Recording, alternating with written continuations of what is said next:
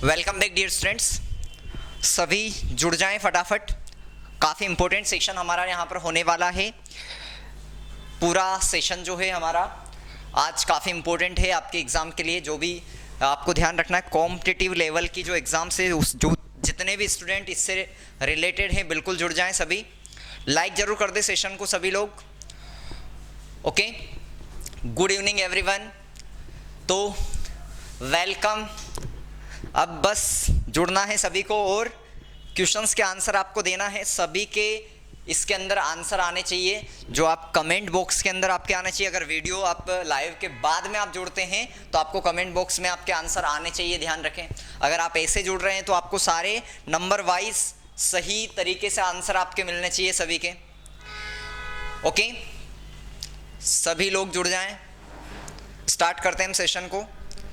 तो देखिए, वेलकम। अगर आपने अभी तक बायो रैंकर का जो ऐप है वो डाउनलोड नहीं किया है तो वो भी जरूर डाउनलोड करें। आप प्ले स्टोर से कर सकते हैं या फिर लिंक भी डिस्क्रिप्शन में आपको मिल जाएगी, वहाँ से भी आप कर सकते हैं। 11th-12th नीट पैरामेडिकल कोर्सेज के लिए आपको यहाँ पर बहुत इंपॉर्टेंट चीज़ें मिलने वाली है। आज का टॉपिक क्या था हमारा, ये देखना है। एनवीएस लैब अटेंडेंट के लिए जो क्वेश्चंस का हम देखने वाले हैं, कुछ महासंग्राम यानी कि कुछ इंपॉर्टेंट क्वेश्चन हम देखने वाले हैं। तो सभी लोग जुड़ जाएं। ओके, बता दें एक बार, करें स्टार्ट सेशन को। सभी को जुड़ जाना है, सेशन हमारा इंपॉर्टेंट है। यहाँ पर ध्यान रखना है, क्वेश्चंस को बिल्कुल भी एक एक क्वेश्चंस को देखना है। सारे क्वेश्चन आपके एग्जाम के हिसाब से ही फ्रेम किए गए हैं। आज से सेशन को हम शुरुआत करने जा रहे हैं और इसके बाद में हम रोजाना अब क्वेश्चंस के और नंबर्स बढ़ा कर हमारा मेन टारगेट ये रहेगा कि आप लोगों के लिए जितने ज़्यादा से ज़्यादा क्वेश्चंस हम करवा पाएँ उतने ज़्यादा क्वेश्चंस हम कोशिश करेंगे कि आपके जो एग्ज़ाम है, यानी कि जो 9 मार्च से की हम बात कर रहे हैं 9 मार्च तक, लगभग हम कोशिश करेंगे कि आपको 500 क्वेश्चन के आसपास हम प्रैक्टिस करवा दें, ताकि आपको एक कॉन्फिडेंस आ जाए कि एग्ज़ाम आपको डिफ़िकल्ट बिल्कुल ना लगे, एक कॉन्फिडेंस आपको गेन हो जाए। नहीं, एफबी पर लाइव नहीं है, केवल अभी ये जो लाइव चल रहा है अपना केवल यूट्यूब पर ही है। ठीक, जुड़ जाएं फटाफट, करें स्टार्ट। बता दो एक बार, लिंक शेयर कर दे स्टूडेंट सभी, ताकि और स्टूडेंट जो जुड़ने वाले थे वो भी जुड़ जाएं। लिंक भी शेयर कर दे एक बार सभी लोग। ओके, करें शुरुआत। आंसर सभी को देना है। ठीक, पहला क्वेश्चन हम करते हैं शुरुआत। बताइए, फर्स्ट क्वेश्चन जो है आपका, उसका आंसर आपको देना है। क्वेश्चन क्या है देखिए, सबसे पहले क्वेश्चंस को रीड करिए अच्छे से। जब लिफ्ट नीचे की ओर जाती है, ये आपका लिफ्ट से क्वेश्चन लिया गया है कि जब लिफ्ट नीचे की ओर जाती है तो लिफ्ट में जो स्थित कोई भी पिंड है, कोई भी वस्तु है, उसका भार होता है या भार कैसा होगा। When the lift goes down, the weight of the body in the lift will be। तो लिफ्ट के अंदर जो कोई भी बॉडी है, कोई भी वस्तु रखी हुई है, हम मनुष्य की बात कर लें या कोई भी वस्तु है, उसके भार में क्या परिवर्तन होगा, क्या चेंजेस आएंगे, ये आपसे क्वेश्चन पूछा गया है। ऑप्शन भी दे रखे हैं आपको, ऑप्शन देख लें एक बार। ये 4 ऑप्शन है आपके। पहला है बढ़ेगा, पहला ऑप्शन क्या है, इंक्रीज यानी कि बढ़ेगा। दूसरा है डिक्रीज यानी कि घटेगा। तीसरा ऑप्शन है अनचेंज यानी कि अपरिवर्तित। और चौथा ऑप्शन है एनी कैन यानी कि कुछ भी हो सकता है। बताइए, पहले का आंसर बताना है। क्वेश्चन का क्या है, एक बार और क्वेश्चन रीड कर ले, जिनने क्वेश्चन नहीं देखा है क्वेश्चन को रीड कर ले एक बार और ये ऑप्शन है आपके। जब लिफ्ट नीचे की ओर जाती है तो लिफ्ट में स्थित पिंड का भार क्या होता है। When the lift goes down, the weight of the body in the lift will be. आपके पास सभी को 10 सेकंड से 20 सेकंड के अंदर आंसर देना है। बताइए कौन सा होगा आंसर।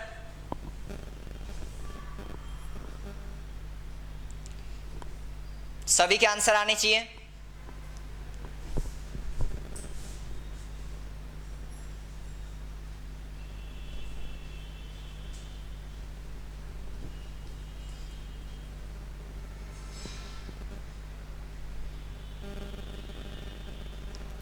बताइए।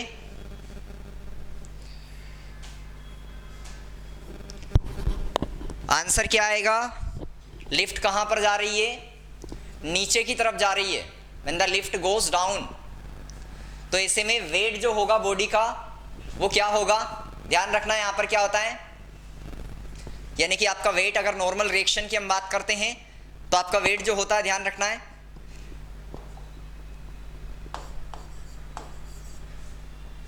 mg माइनस जी यहां पर होता है, ध्यान रखना है। जनरली इसके अंदर क्या होता है, normal reaction R equal to mg minus जी यहां पर काम करता है, यानी कि नीचे अगर जा रहे हैं तो आपका g जो है उसकी वैल्यू घट रही है। ऐसे में जो आप वेट होगा हमारा, अगर नॉर्मल हम w इक्वल टू mg की बात करेंगे तो ये क्या हो जाएगा, डिक्रीज होगा।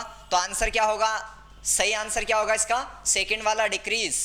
आंसर सेकंड क्या होगा, घटेगा, ध्यान रखना है। तो पहले का आंसर क्या है, सभी याद रखना है, डिक्रीज होगा। मैक्सिमम स्टूडेंट का सही है आंसर, ठीक, याद रखना है। अगला देखिए,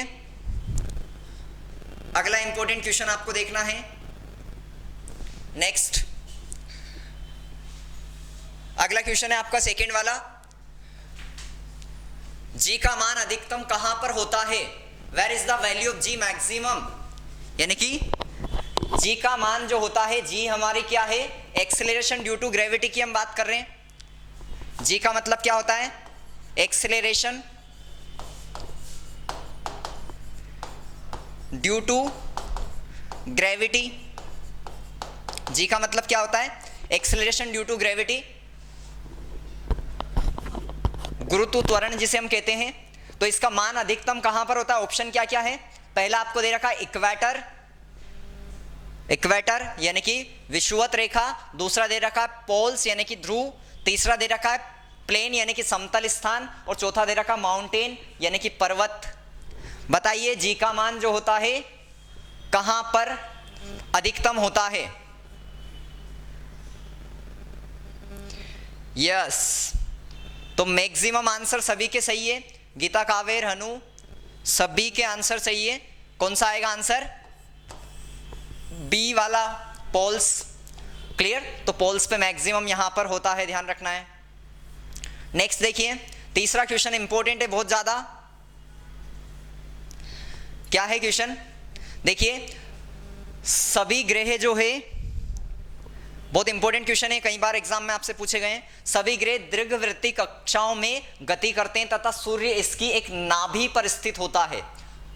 इंग्लिश में क्या है स्टेटमेंट? देखिए, all the planets move in a long elliptical orbit and the sun is at one of its foci. यह पूछा गया है कि बताइए कौन से नियम का स्टेटमेंट है, किसका कथन है, कौन सा नियम ऐसा कहता है। ऑप्शन क्या क्या है आपके पास? पहला है केपलर सेकेंड लॉ, यानी कि केपलर का दूसरा नियम ऐसा कहता है। अगला है आपका रेलेज लॉ, यानी कि रेले का नियम ऐसा कहता है। तीसरा आपका केपलर का फर्स्ट लॉ, यानी कि केपलर का प्रथम नियम ऐसा कहता है, या कोई नहीं, इनमें से कोई नहीं। बताइए कौन सा नियम कहता है, बताइए। ऑप्शन सभी के आंसर आने चाहिए, कमेंट बॉक्स सभी का फुल हो जाना चाहिए। केपलर में दो चीजें दे रखी है, एक तो पहले केपलर का सेकंड लॉ दे रखा है, पहला वाला। दूसरा ऑप्शन जो है आपके पास वो है यहां पर रेलेज लॉ, यानी कि रेले का नियम। तीसरा है आपका केपलर का फर्स्ट लॉ, यानी कि केपलर का प्रथम नियम। और आपके पास ऑप्शन अगला जो है वो है इनमें से कोई नहीं। बताइए कौन सा होगा?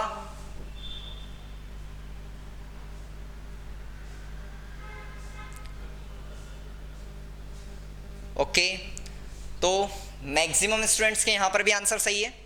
क्या आएगा? केपलर का पहला नियम, ध्यान रखना, आंसर नंबर थर्ड जो है केपलर का प्रथम नियम, ये सही आएगा आंसर। तो कौन सा होगा इसका करेक्ट?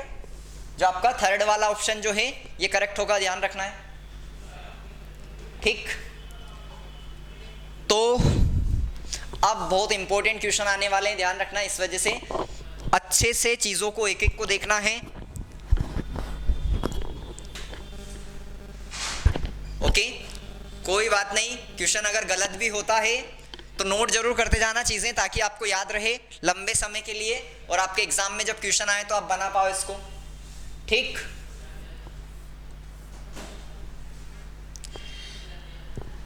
यहां पर इंपॉर्टेंट पार्ट हम बात कर रहे हैं, बिल्कुल डाउनलोड करें ऐप को। यहां पर आपसे डाउट सॉल्विंग के लिए अगर यहां पर आप करना चाहें तो इंपॉर्टेंट है, विद इन 60 सेकेंड्स आपसे टीचर यहां पर कनेक्ट हो जाते हैं और आपके डाउट सॉल्व होते हैं आसानी से यहां पर। तो आपको ये यहां पर बिल्कुल डाउनलोड करें, इंस्टेंट सॉल्यूशन मिलता है यहां पर। और अगर यहां से आप कोर्स परचेस करते हैं कोई सा भी और रेफरल कोड मेरा यूज करते हैं आप bio001, तो आपको फ्लैट 10% डिस्काउंट भी यहां पर मिलेगा। तो देखिए, चौथा इंपॉर्टेंट क्वेश्चन, बहुत ज्यादा ध्यान रखना, ऐसी चीजों पर आपका ध्यान नहीं जाता है, यहां पर ध्यान देना है। यहां से क्वेश्चन डेफिनेटली आपके आए हुए हैं ऐसे, इस वजह से मैंने ऐसे क्वेश्चन यहां पर लिए हैं आपसे। ओके, अगला इंपॉर्टेंट क्वेश्चन क्या है, 10 की पावर 12 को क्या कहा जाता है? 10 की पावर 12 को क्या कहा जाता है, बताइए। 10 की पावर 12 को क्या कहते हैं? ऑप्शन क्या क्या है आपके पास? 4 ऑप्शन है। पहला ऑप्शन है गीगा, दूसरा ऑप्शन है एक्सा, तीसरा ऑप्शन है टेरा, चौथा ऑप्शन है जेटा। बताइए कौन सा होगा आंसर? सभी के आंसर आने चाहिए। गीगा, टेरा, एक्सा, जेटा। बहुत इंपॉर्टेंट क्वेश्चन है, ध्यान रखना। ऐसे क्वेश्चन पे ध्यान नहीं जाता है हमारा, हम सोचते हैं ये कोई क्वेश्चन है क्या, पर एग्जाम में ऐसे ही क्वेश्चन आपके आते हैं। इस वजह से मिस नहीं करना है बिल्कुल भी। क्या आंसर आएगा इसका, बताना है सभी को। प्रियंका बोरकर, सही है आंसर। क्या आएगा आंसर यहां पर?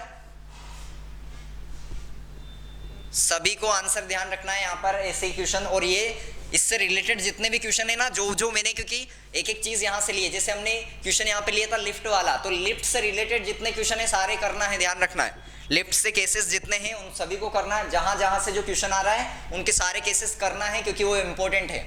तो आपका आंसर क्या हो जाएगा? थर्ड वाला, यानी कि टेरा वाला। तो 10 की पावर 12 को क्या कहते हैं? टेरा कहते हैं, ध्यान रख लेना है।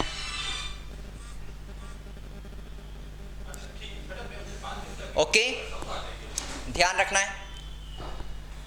अगला इंपॉर्टेंट 5th वाला क्वेश्चन, बहुत ज्यादा इंपॉर्टेंट है 5th वाला क्वेश्चन। क्या है क्वेश्चन आपका, बताइए। किसका अपवर्तनांक सर्वाधिक है? ये बेसिक सा क्वेश्चन है, पर एग्जाम में पूछे जाते हैं ऐसे क्वेश्चन, क्योंकि आपके एग्जाम में इस तरीके के क्वेश्चन आते हैं। अगर 10th लेवल हम देखते हैं तो किसका अपवर्तनांक सर्वाधिक है? Which one has the highest refractive index? Refractive index आपको पता होगा क्या होता है, mu equal to sine i upon sine r जो होता है उसको हम रिफ्रैक्टिव इंडेक्स कहते हैं। ये कांस्टेंट होता है हमारा, पता है आपको, स्नेल्स लॉ कहता है ऐसा। तो बताइए रिफ्रैक्टिव इंडेक्स किसका अधिक होगा? ऑप्शन क्या क्या है? ये 4 ऑप्शन है आपके पास। अल्कोहल पहला है, अल्कोहल। दूसरा ऑप्शन क्या है आपके पास? तो पहला ऑप्शन आपके पास क्या था? अल्कोहल। दूसरा ऑप्शन है वाटर, दूसरा ऑप्शन है आपके पास वाटर। तीसरा ऑप्शन है आपके पास डायमंड, हीरा, और चौथा ऑप्शन है केरोसिन। बताओ किसका सर्वाधिक होता है इनमें से?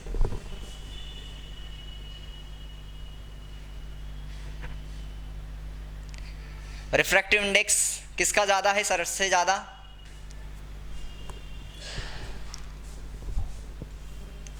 किसका होगा सबसे ज्यादा?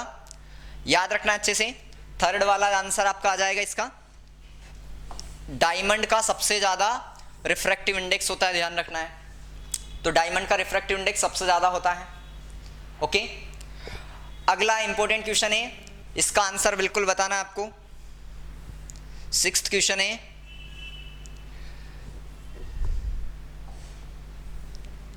किस अल्कोलॉइड के अति तनु विलयन से मानव की आंखों की पुतली को फैलाया जाता है? बताएं। A very dilute solution of which alkaloid causes the pupil of the human eye to dilate. तो अगर थोड़ी सी मात्रा में अगर इस तरीके के अल्कोलॉइड को लिया जाता है तो मानव की जो आंखें होती हैं हमारी, उनकी पुतलियां जो होती है, प्यूपिल होती हैं, वो फैल जाती है, डायलेट हो जाती है। ऑप्शन क्या क्या है? पहला है रिजरपाइन, दूसरा है एट्रोपिन, तीसरा है मॉर्फिन और चौथा है सिंकोना जिसे हम कहते हैं। बताइए, आपके अच्छे से बताना है आंसर सभी को, कौन सा होगा बताओ।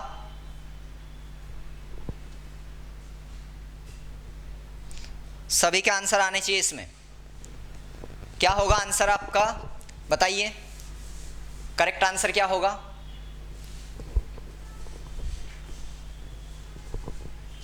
कमेंट बॉक्स भरना है सभी को, आप लोगों के लिए ये कमेंट बॉक्स। जो लाइव देख रहे हैं उनको चैट, और बाद में जो देखते हैं उनको कमेंट में बिल्कुल आने चाहिए सभी के आंसर। क्या आंसर आएगा इसका?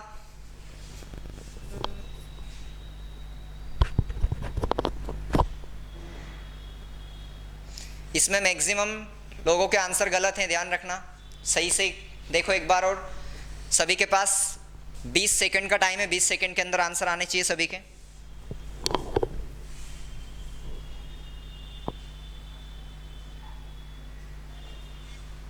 लाइक करें सेशन को एक बार सभी लोग। लाइक में कंजूसी नहीं करना है आप लोगों को, तभी जाके नंबर आएंगे आप लोगों के।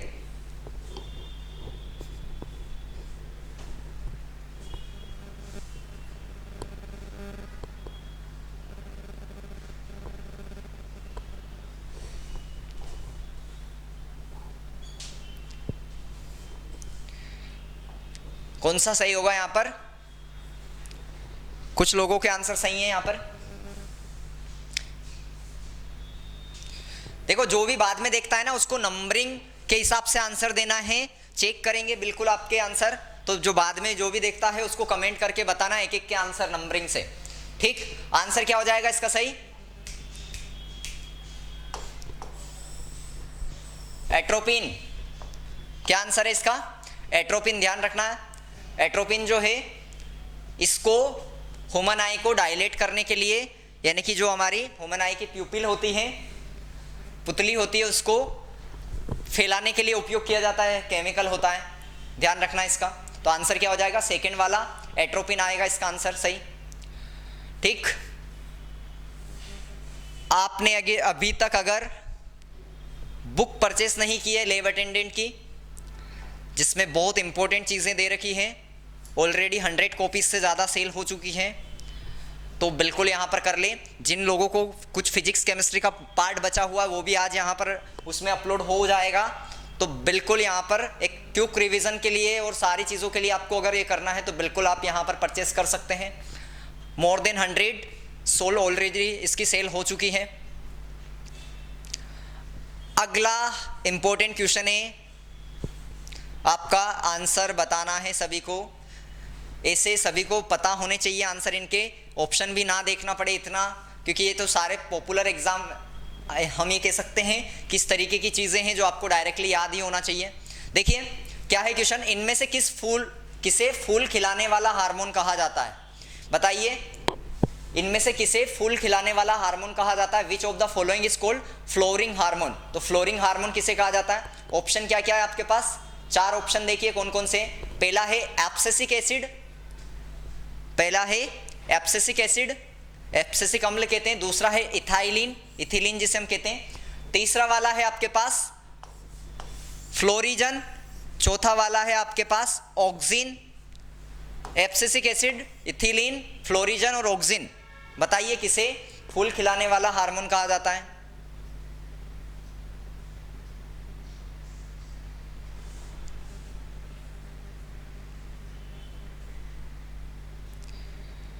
सभी के आंसर आने चाहिए। कुछ स्टूडेंट्स के आंसर सही है,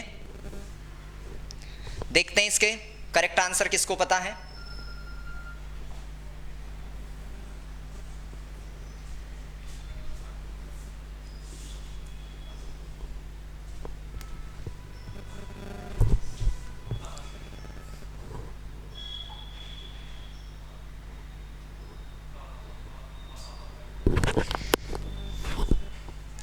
हरीश यादव आंसर सही है। सी वाले गीता कावेर सही आंसर है। तो मैक्सिमम स्टूडेंट्स का आंसर सही है। कौन सा आंसर आएगा यहाँ पर? थर्ड वाला, फ्लोरिजन। फ्लोरिजन को कहते हैं हम फ्लोरिंग हार्मोन, तो इसे फूल खिलाने वाला हार्मोन कहा जाता है, ध्यान रखना है। ओके, अगला क्वेश्चन बहुत इंपॉर्टेंट, वापस नंबर 8 क्वेश्चन है आपका।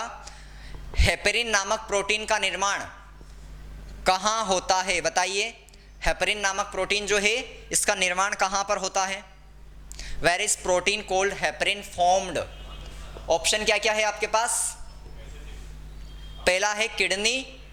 हेपेरिन का निर्माण कहाँ कहाँ पर होता है? ऑप्शन क्या है? Kidney.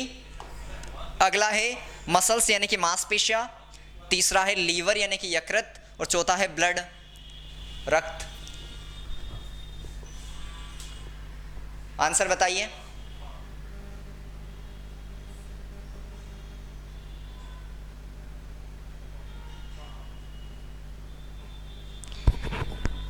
Yes, Geeta Kaver, Harish Yadav, for Sanju Mangarwa. Maximum students के आंसर सही आ रहे हैं, बताइए फटाफट। पूजा मीना सही है। आंसर कौन सा आएगा? लीवर, ध्यान रख लेना। यकृत जो है आपका, वो आपका क्या है, उसके अंदर ही हेपेरिन का निर्माण होता है, ध्यान रख लेना है। और हेपेरिन क्या होता है? हेपेरिन एक एंटीकोगुलेंट होता है, ब्लड का एंटीकोगुलेंट होता है, जो उसको कोगुलेशन से रोकने का काम करता है, ध्यान रखना है। तो ब्लड क्या है? एक एंटीकोगुलेंट होता है, ठीक। ब्लड के अंदर हेपेरिन, उसकी वजह से ब्लड जो होता है हमारे, अगर ब्लड में वेसल्स की बात करते हैं तो उसमें बहता रहता है, ठीक। अगला देखिए, अगला क्वेश्चन है, इंपॉर्टेंट क्वेश्चन है अगला वापस। किस शैवाल से आयोडीन प्राप्त किया जाता है? क्वेश्चन नंबर कौन सा है? नेट 9th क्वेश्चन है ना? क्वेश्चन नंबर 9 है आपका। किस शैवाल से आयोडीन प्राप्त किया जाता है? From which algae iodine is obtained? From which algae iodine is obtained? Option क्या क्या है आपके? पहला है क्लेमाइडोमाइनस। पहली शैवाल कौन है? क्लेमाइडोमोनस, पता है आपको, यूनिसेलुलर एल्गी होती है। अगला है यूलोथ्रिक्स, दूसरा कौन है? यूलोथ्रिक्स। तीसरा ऑप्शन है एक्टोकार्पस, चौथा ऑप्शन है लेमिनरिया। आंसर बताइए, कौन सी शैवाल से आपको आयोडीन मिलता है?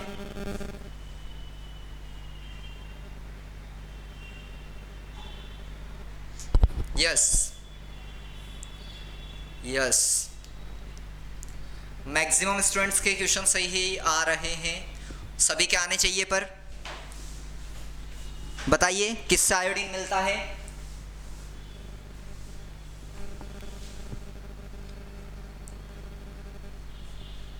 ऑप्शन नंबर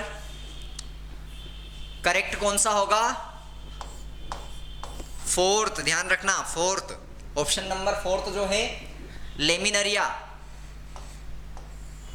लेमिनरिया जो है, इससे आपको आयोडीन प्राप्त होता है, ध्यान रखना है। तो लेमिनरिया जो एल्गी है आपकी, उससे आयोडीन प्राप्त होता है। लेमिनरिया किसके अंदर आती है? ये एक्टोकार्पस और लेमिनरिया दोनों एक ही ग्रुप की है। ब्राउन एल्गी के अंदर आती है, भूरे शैवाल जो होते हैं, ध्यान रखना है। इससे आपको आयोडीन प्राप्त होता है।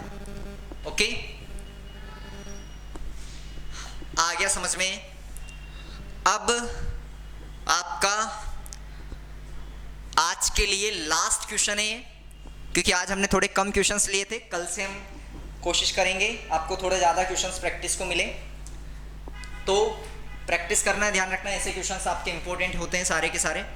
लास्ट क्वेश्चन है, बिल्कुल ध्यान रखना है, अच्छे से देखिए। पहले तो क्या है क्वेश्चन? शरीर की वह कोशिका जिनमें शरीर की किसी भी प्रकार की कोशिकाओं में विभाजन तथा विशिष्टीकरण की क्षमता होती है, वह कहलाती है। इंग्लिश वाले भी देखिए, the cells of the body which have the ability to divide and differentiate into any type of cells of the body are called. तो ऐसी कोशिका जो क्या हो सकती है, डिवाइड हो सकती है और किसी भी कोशिका का निर्माण कर सकती है, उसे क्या कहते हैं? नमस्ते, बताइए आंसर क्या आएगा इसका? ऑप्शन देख लीजिए। ऑप्शन पहला है जनन कोशिका, जर्म सेल। दूसरा ऑप्शन है कायिक कोशिका, सोमेटिक सेल। तीसरा ऑप्शन है जीवित कोशिका यानी कि लिविंग सेल। चौथा ऑप्शन है स्तंभ कोशिका, स्टम सेल्स। बताइए कौन सा आंसर आएगा? एक बार और क्वेश्चन को देख लें। शरीर की वह कोशिका जिनमें शरीर की किसी भी प्रकार की कोशिकाओं में विभाजन तथा विशिष्टकरण की क्षमता होती है, उसे क्या कहते हैं?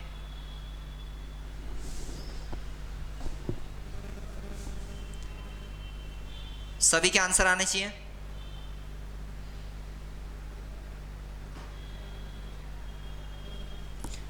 जो भी बाद में देखे ध्यान रखना, कमेंट बॉक्स में सारे के सारे आंसर आपको करने हैं। 1 से लेकर 10 तक सारे बताने हैं किसका क्या आएगा।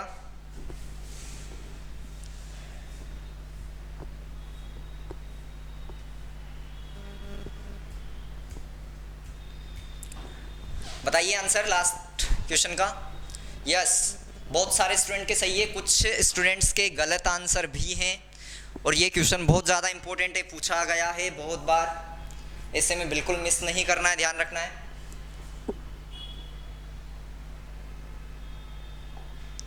क्या है? जनन कोशिका पहला है, दूसरा है कायिक कोशिका, तीसरा जीवित कोशिका, चौथा स्तंभ कोशिका, स्तंभ सेल्स। आंसर कौन सा आएगा? फोर्थ वाला, स्टम सेल्स। ध्यान रखना, स्टम सेल्स ऐसी सेल होती हैं जिनसे हमारे किसी भी सेल्स को क्या किया जा सकता है? बनाया जा सकता है, ध्यान रखना है। इसको हम अमर कोशिका नाम भी देते हैं, इमोर्टल सेल्स भी कहा जाता है।